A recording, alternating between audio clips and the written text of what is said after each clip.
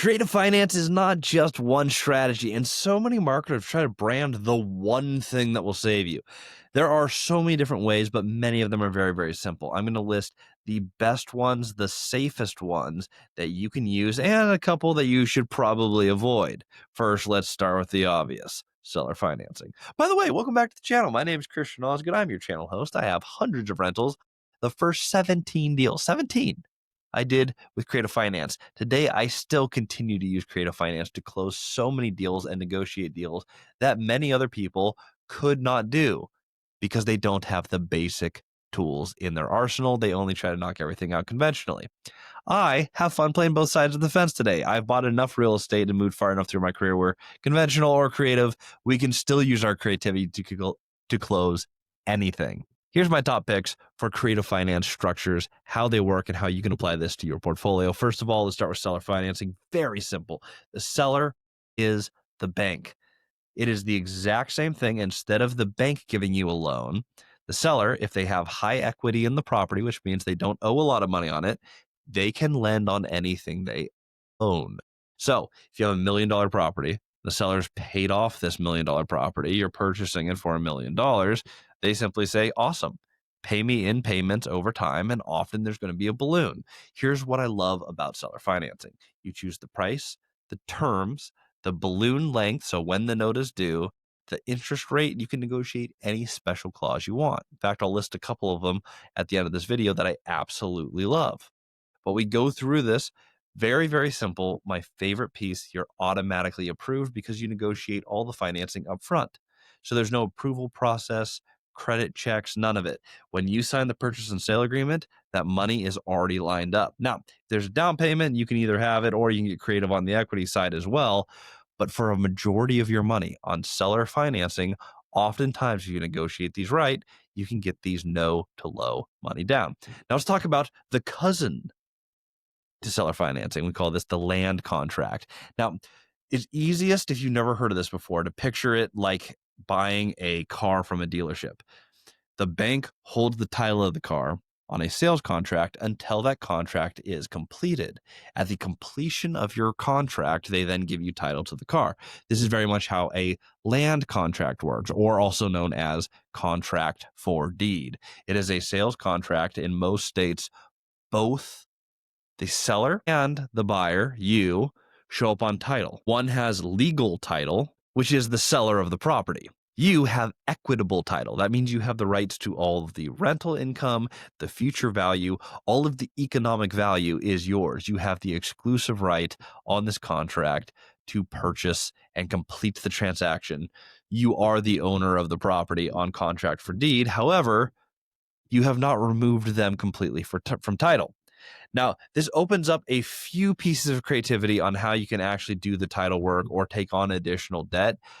But the main use for contract for deed on the seller's end is it is easier for them to take back the property should you fail on a sales contract in contract for deed than if you had defaulted on a loan. The foreclosure process is non-judicial. It is traditionally less struggle for an owner to take back the property if you have a failed transaction from a buyer to you on a land contract. Land contracts also open up a third play, which many have marketed as a strategy in and of itself, but really just a clause on a land contract that we call subject to, or abbreviated, some call sub to. So what is subject to? Subject to is subject to the existing debt. So you buy on a land contract, a sales contract, subject to their existing debt. What does this mean? This means the seller continues to pay their mortgage to their bank under their name. They do not inform the bank that they have transferred the property.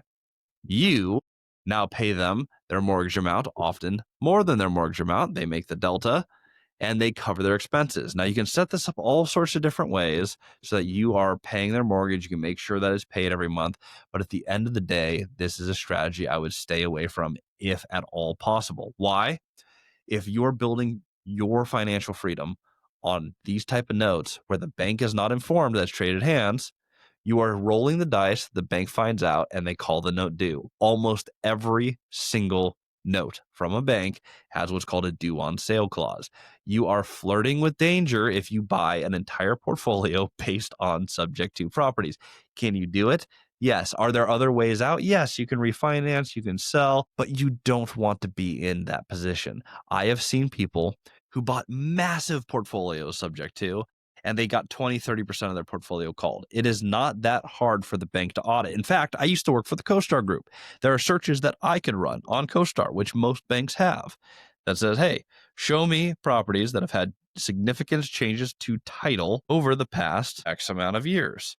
You can literally plug in your portfolio as a bank. You can save all the addresses. I can get alerts if there are title changes. And if I see a title change, I go, wait a second, person showing up here isn't on our bank note. We should investigate this. And voila, they get called. Now, this doesn't usually happen when you have decreasing interest rates because bank has a higher interest rate note. Why would they want to call that? They're making great money. But in our current environment where we saw rates go from 3-4% all the way up to the 8s, today I think we're sitting at like 6.5. If I have a note sitting out there at 3% and I'm the bank and I find out, wait a second, we can call this money back and then we can replace that at 6.5%, it now makes a heck of a lot of business sense to start calling properties due. And we've seen a huge uptick over the last few years for exactly this reason. Subject to is a piece of creative finance. It is a clause on your land contract.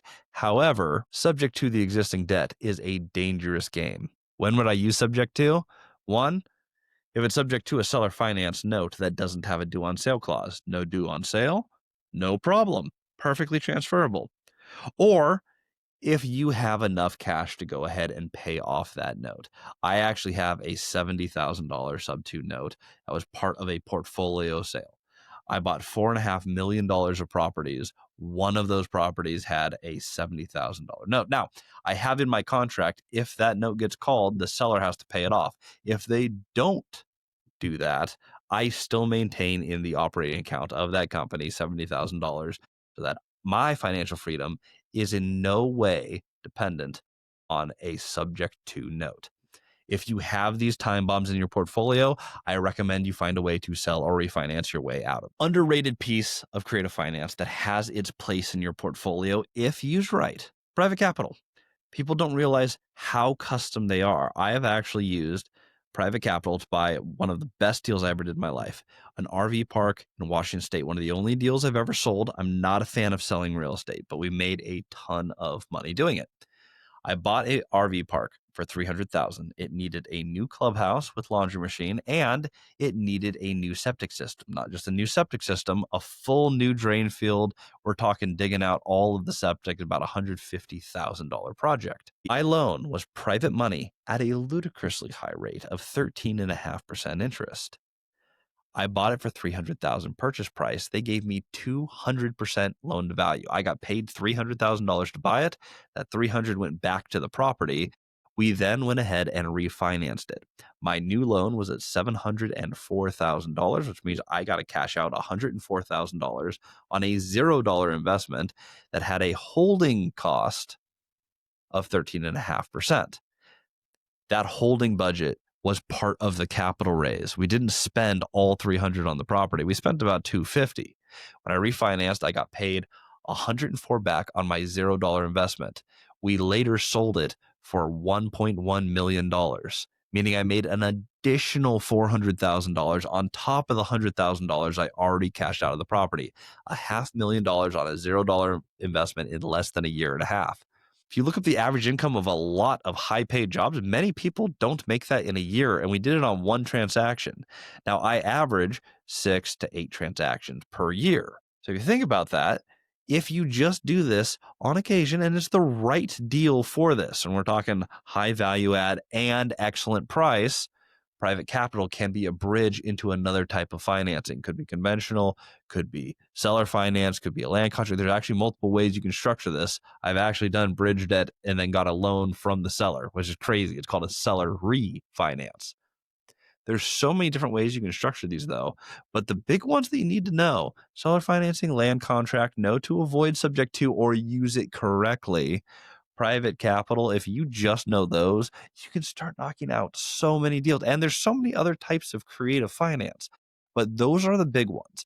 If you were to start there, you could close 99% of the deals in front of you. I'll give you one more freebie that will unlock all these for you. If you're getting stuck on creative finance deals where it's seller finance, the sellers are asking for these huge down payments, 50% down, relationships are going to take you the rest of the way. If they want a lot of money down because they don't trust you, get to know owners, get to know brokers, build your brand, build relationships with people. If you focus on the relationship before the deal, all these opportunities become infinitely easier. If you want to learn more about creative finance or how to execute this, or just join a community of thousands of people doing the same thing, I got a gift for you. Click the free link below to our school community.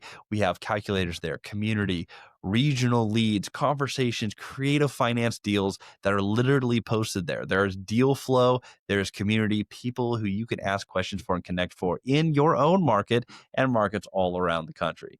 Join the conversation there. It's free. It's on School, SKOOL, Multifamily Strategy Community. Would love to see you there. I'm active on it every single day. I hope you are too. That's a free resource that I want to give to you so we can bring more people into the creative finance community.